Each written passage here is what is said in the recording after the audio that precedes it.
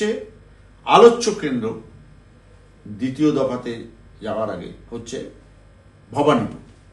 ভবানীপুরে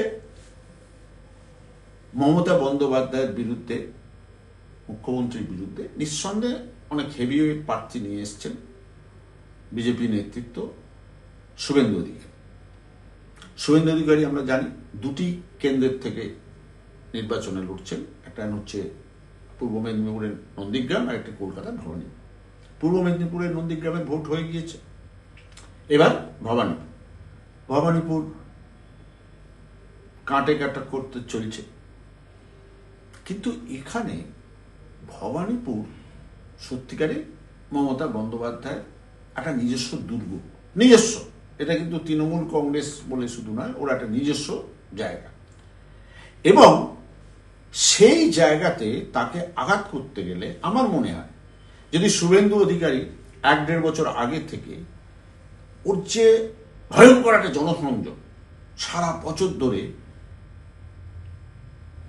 শুধু ভবানীপুর নয়, ওর আশপাশ, ওর কলকাতা এলাকাটাকে যেভাবে নাশ করে, এটা শুভেন্দু অধিকারী যদি 1-1.5 বছর আগে থেকে নাশ করতেন, সেটা কিন্তু অনেকটা তার পক্ষে কাজে দিত। ও কিন্তু ভোটের সময় এসে নাশ করার চেষ্টা করছেন। সংগঠনও বিজেপির সেই অর্থে ভবানীপুরে কিছু নেই, নড়বড়ে। এমনকি জেনে রাখুন যে ওরা কিন্তু এখনো কোনো পাখাপাখি অফিস ওই ভবানীপুরে নেই। এমনকি যে বিজনেস কমিউনিটির লোকেরা 2-3 জন ওদের অফিস দেবে বলেছিল, তারা কিন্তু ব্যাক করেছে, তারা দেয়নি। হতে পারে ভয়, হতে পারে ভক্তিতে, কিন্তু এইভাবে কিন্তু শুভেন্দু অধিকারীকে এগোতে হচ্ছে।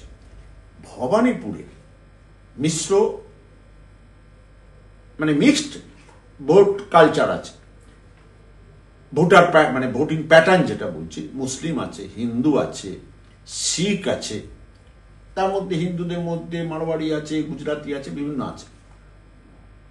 এবং এই কমিউনিটিগুলোর সঙ্গে, কমিউনিটিগুলোর যে সমস্ত সংস্থা, তাদের সঙ্গে কিন্তু মমতা বন্দ্যোপাধ্যায় সারা বছর সংযোগ রক্ষা করে চলে। এবং আমরা জানি গরিব গুরব মানুষ বাদ দিলে এই যে কমিউনিটি, তারা কিন্তু কমিউনিটির যারা মাতা, তারা মূলত ব্যবসায়ী, তারা কিন্তু ওখানে একটা তাদের বিরাট প্রভাব থাকে। যারা ব্যবসা করে খাচ্ছেন তারা জলে নেমে কুমিরের সঙ্গে লড়াই করতে জানে না, এটা পরিষ্কার। এবং সেই জায়গাতে মমতা বন্দ্যোপাধ্যায় কিন্তু এগিয়ে আছে, সেখানে কিন্তু একেবারেই বহিরাগত হচ্ছেন শুভেন্দু অধিকারী। এটা শুভেন্দুর একটা বিরাট মাইনাস পয়েন্ট। আর মমতা বন্দ্যোপাধ্যায় দেখেছেন জনসংযোগের যে স্টাইল, এই যে হেঁটে গলিতে ঘুরছেন, ফুটপাতে বসে চা খাচ্ছেন, এইটা কিন্তু ওর নিজস্ব স্টাইল। এটা যে শুধু ভোটের সময় করে তা কিন্তু নয়। আপনি দুর্গাপুজোর সময় দেখেছেন চষে ফেলেন। আপনি যখন ঈদ হয়, আপনারা জানবেন এই কনস্টিটিউয়েন্সি, ভবানীপুর কনস্টিটিউশনের মধ্যে 2খানা ওয়ার্ড আছে, সেখানে সংখ্যালঘু ভোট প্রচুর, মানে তারা পার্সেন্টেজ হবে প্রচুর, মানে সেই দুটো জায়গা ধরুন অন্ধভাবে তৃণমূলের ভোট ব্যাংক। এছাড়া যে হিন্দু ভোট ব্যাংক, আমি বারবার বলছি, এই যে শিখ কমিউনিটি একটা বিরাটভাবে ভবানীপুরে থাকে, তাদের সঙ্গে সমস্ত ব্যক্তিগতভাবে চেনেন মমতা বন্দ্যোপাধ্যায়। তাদের যারা মাতব্বর, তাদেরকে ব্যক্তিগতভাবে চেনেন, এবং তাদের যে সমস্ত ওখানে অনুষ্ঠান হয় সারা বছর, সে গুরু গোবিন্দ সিংয়ের জন্মদিন হোক, গুরু নানকজির জন্মদিন হোক, বা ওদের অন্য কোনো উৎসব হোক, সমস্ত জায়গায় মমতা কিন্তু হাজির হন। সেখানে কিন্তু শুভেন্দু অধিকারীকে তারা কোনোদিন দেখেননি। শুভেন্দু অধিকারী সেখানে কিন্তু নবাগত। এই যে ব্যাপারটা, এর উপরে আসছে যে কিসের ভরসা না, পার্লামেন্ট ইলেকশনের সময় ওইখানে 2টো ওয়ার্ডে বিজেপি জিতেছিল, ওই ভবানীপুর কেন্দ্রের মধ্যে, হতেই পারে। কিন্তু এখনো ভবানীপুর কেন্দ্রের লোকসভার নির্বাচনের পরও এগিয়ে আছে তৃণমূল। এবং তৃণমূল কংগ্রেসের ওখানে যারা মমতার ভোট ম্যানেজার, তার মধ্যে একজন কিন্তু মেয়র ববি হাকিম।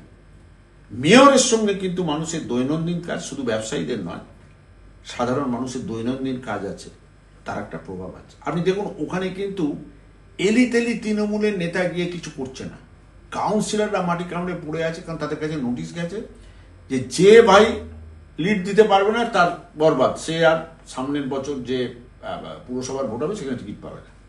তারা জানবাজি রেখে লড়ছে।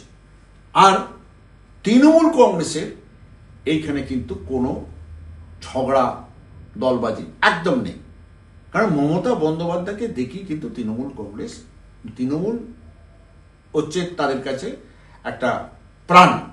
মমতা বন্দ্যোপাধ্যায় তাদের কাছে আসল মুখ।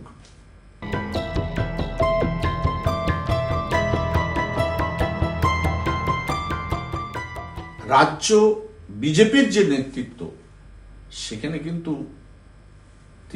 শুভেন্দু অধিকারীর বিরুদ্ধে একটা চোরা স্রোত আছে। আমরা সবাই জানি, যেহেতু শুভেন্দু অধিকারী তৃণমূল কংগ্রেস থেকে ওখানে গিয়েছেন, মানে তিনি নব্য বিজেপিদের একজন নেতা। এটা এখনো বিজেপির মধ্যে কান পাতলে আপনি শুনতে পাবেন। সুকান্ত মজুমদারের অনুগামী, দিলীপ ঘোষের অনুগামী, শ্রমিক ভট্টাচার্যের অনুগামী, তারা যতই মঞ্চে বসে হাসি মুখে ছবি তুলুন, প্রেস কনফারেন্স করুন, ভেতরে একটা ভয়ঙ্কর চোরা স্রোত আছে। তারা এই শুভেন্দুর যে দ্রুত উত্থান হয়েছে, কারণ শুভেন্দুর তো পলিটিক্যাল যে ব্যাকগ্রাউন্ড সেটা অনেক স্ট্রং। এই নেতাগুলো হচ্ছে একবারে পুরসভা লেভেল থেকে রাজনীতি করেছে, রাজ্যে মন্ত্রী হয়েছেন, অনেকগুলো দপ্তর সামলেছেন, নন্দীগ্রামের আন্দোলনে নেতৃত্ব দিয়েছেন, সব আছে। এবং দীর্ঘদিন মমতা বন্দ্যোপাধ্যায় তৃণমূল কংগ্রেসের রাজনীতি করেছে, তার রাজনীতির জ্ঞান এদের চেয়ে অনেক বেশি। কিন্তু এরা মনে প্রাণে চায় না যে শুভেন্দু অধিকারী সে বিজেপি এখানে ক্ষমতায় আসুক, শুভেন্দু অধিকারী মুখ্যমন্ত্রী হন। তারা একেবারেই চায় না। তাদের কথা হচ্ছে আমাদের সঙ্গে আরএসএস আছে, পুরনো বিজেপির দিল্লি থেকে আরম্ভ করে পশ্চিমবঙ্গের সব নেতৃত্ব আছে, তারা আর একে বাড়তে দেবেন না। আমার মনে হয় তাদের নন্দীগ্রামে কোনো দাঁত ফোটানোর সুযোগ নেই। নন্দীগ্রামে শুভেন্দু সব অর্গানাইজেশনটা কন্ট্রোল করে।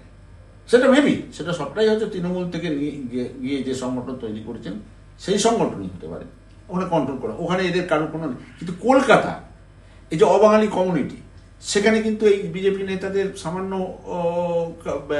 কম বেশি প্রভাব কিন্তু আছে। সেই প্রভাবকে তারা কতটা কি করবেন, ব্যবহার করবেন, সেটা কিন্তু আমরা জানি না। এটাও আর একটা শুভেন্দুর কাছে একটা চ্যালেঞ্জিং পয়েন্ট, যে সেইটা কিন্তু তাকে মাথায় রাখতে হবে, যে তারা সবাই মন প্রাণ ঢেলে শুভেন্দু অধিকারীকে জেতাবেন ভবানীপুরে, আমি বিশ্বাস করি না। যারা রাজনৈতিক বিশ্লেষক তারাও কিন্তু এটা অনেকে মাথায় রাখে।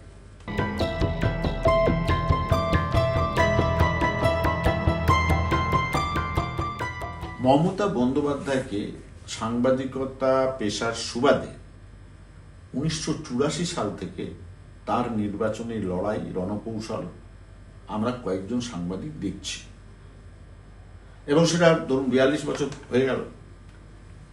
ব্যক্তিগত সম্পর্কের জায়গাটা ছেড়ে দিই, কিন্তু তাকে তার রাজনীতি, তার ভোট কৌশল, 7 বার তিনি লোকসভায় নির্বাচিত হয়েছিলেন, এবারে জিতলে 4 বার বিধানসভা জেতা হয়ে যাবে। তা সুতরাং তার যে রণকৌশল, সেটা হচ্ছে যে কনস্টিটুয়েন্সি থেকে তিনি ভোটে জেতেন, সেই কনস্টিটুয়েন্সিটার একজন এমপি বা এমএলএ হিসাবে সাংঘাতিক নাশ করেন সারা বছর, এবং সেখানে তিনি কোনো আপোষ করেন না। এই ধরুন তাদের সেই সমস্ত জায়গার সামাজিক কাজকর্ম, মানে সামাজিক অনুষ্ঠান, রাজনৈতিক কর্মসূচি, সারা বছর তাকে দেখা যায় কনস্টিটুয়েন্সিতে। সেটা 1984 সালে যখন যাদবপুর থেকে নির্বাচিত হচ্ছেন তখন থেকে দেখেছি, এখনো দেখছি। এই যে ভবানীপুর, জবে থেকে তিনি দাঁড়িয়েছেন, জিতেছেন, ভবানীপুর কিন্তু একবারে চরকির মতন তিনি সমস্ত নানান কাজে কর্মে কিন্তু ওই জায়গাকে ঘুরে বেড়ান। মানুষের সঙ্গে ডাইরেক্ট তার সংযোগ আছে। তিনি মুখ্যমন্ত্রী হয়েও কিন্তু তার এই চরিত্রটা পাল্টায়নি। এবং আমরা দেখেছি নির্বাচনকে কখনো আত্মসন্তুষ্টির জায়গায় তিনি নিতেন না, কোনোদিন না। এই যে প্রথম দফায় মুখ্যমন্ত্রী হয়েছে, দ্বিতীয় দফায় মুখ্যমন্ত্রী হওয়ার আগেও নির্বাচনী লড়াইয়ে যে সিরিয়াসনেস দেখেছি, এটা ভাবা যায় না। এবারে দেখছেন ও কিন্তু বাড়তি কিছু করতে হচ্ছে না, ওকে ভবানীপুরে কিন্তু ওকে বিরাট সমাবেশ এসব কিছু করতে হচ্ছে না। সারাদিন চারি পশ্চিমবঙ্গ চষে এসে সন্ধ্যেবেলা বিকেলবেলা ঢুকে পড়ছেন ভবানীপুরে, হাঁটা চলা করছেন। এখন শেষ একদিন দেড় দিন একটু সভা টভা করছে। এই সারা বছরের যে সংযোগ, কংগ্রেসের মধ্যে সবচেয়ে বড় ইলেকশনের স্ট্র্যাটেজিক মাস্টার ছিলেন অজিত পাঁজা। তিনি কেন্দ্রের মন্ত্রী হয়েছিলেন এবং দীর্ঘদিন তিনি উত্তর পূর্ব কেন্দ্র ছিল। এখন কেন্দ্রের সব চরিত্র পাল্টে গেছে, হয়েছে, মানে কেন্দ্র বিন্যাসের পরে সব চরিত্র পাল্টে গেছে। উনি এই স্টাইলে পলিটিক্স করতেন আর বলতেন যে ভোটের সময় বারবার মানুষের সামনে যেতে হবে, গেলেই মানুষ, যে মানুষটা ক্ষুব্ধ হয়ে আছে, রেগে আছে, তাদের সব জিনিসটাকে এমনিতেই অনেক প্রশমিত হয়ে যাবে। তা মমতা বন্দ্যোপাধ্যায়কে তার নির্বাচন কেন্দ্রের লোকেরা সারা বছর দেয়, সেটা কিন্তু একটা মমতার প্লাস পয়েন্ট। ওর একটা ব্যক্তিগত ক্যারিশমা আছে, এটা অস্বীকার করলে চলবে না। যেরকম মধ্যবিত্ত, নিম্ন মধ্যবিত্ত, প্রান্তিক মানুষদের মধ্যে আছে, আবার যারা অ্যাফ্লুয়েন্ট ক্লাস, বিশেষ করে এই যে বললাম ভবানীপুরে যেরকম ব্যবসায়ীরা আছেন, তারা কিন্তু মমতাকে মনে প্রাণে, তারা অন্য রাজ্যে তাদের যারা আত্মীয় স্বজন আছে তারা ভয়ঙ্কর বিজেপি, এখানে তারা আবার ভয়ঙ্কর মমতাপন্থী, যে মমতা যেদিকে তারা সেদিকে।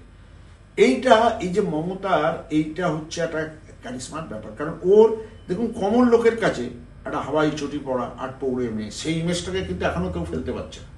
যে একটা বিকল্প মুখ এখনো কিন্তু কোনো রাজনৈতিক দল এসে দাঁড় করাতে পারছে না। এইটা হচ্ছে মমতার এখন একটা বড় অ্যাডভান্টেজ বলে আমার মনে হয়। এবং এবারের লড়াইও দেখুন, 2 বছর আগে থেকে নানা রকম জনমুখী পরিকল্পনা উনি নিজে নেমেছেন এবং সাংগঠনিক দিকটা চাঙ্গা রাখতে অভিষেক বন্দ্যোপাধ্যায়কে মাঠে নামিয়ে রেখেছে। এই যে স্ট্র্যাটেজি, এটা মারাত্মক স্ট্র্যাটেজি। জনসংযোগ দেখুন, এখন মমতা বন্দ্যোপাধ্যায়ের জনসংযোগ কি জানেন? সবচেয়ে বড় জনসংযোগ সাধারণ মানুষের কাছে হচ্ছে দুয়ারে সরকার। তৃণমূলকে ক্যাম্প করে বলতে হচ্ছে না আমাদের মমতা বন্দ্যোপাধ্যায় এত কাজ করছে। এই দুয়ারে সরকার যাচ্ছে, সেখানে তৃণমূলের ফ্ল্যাগ নেই, শুধু মমতার ছবি আছে। মানুষ বুঝছে আমি যে সুযোগ সুবিধাটা পাচ্ছি এই মমতা বন্দ্যোপাধ্যায় মুখ্যমন্ত্রী আছেন বলেই সম্ভব হচ্ছে। সুতরাং মমতা বন্দ্যোপাধ্যায়কে কুলোর বাতাস দিয়ে উড়িয়ে দেওয়া শক্ত আছে। এই জন্যই পশ্চিমবঙ্গের মাটিতে নরম মাটি ভেবে এই মাটিকে আঁচড় দেওয়া, মানে তৃণমূল কংগ্রেসের যে মাটিতে জোড়া ফুল ফুটে আছে তাকে আঁচড় দিয়ে আবার চষে সেখানে পদ্মফুল ফোটানো কাজটা কিন্তু খুব সহজ নয়।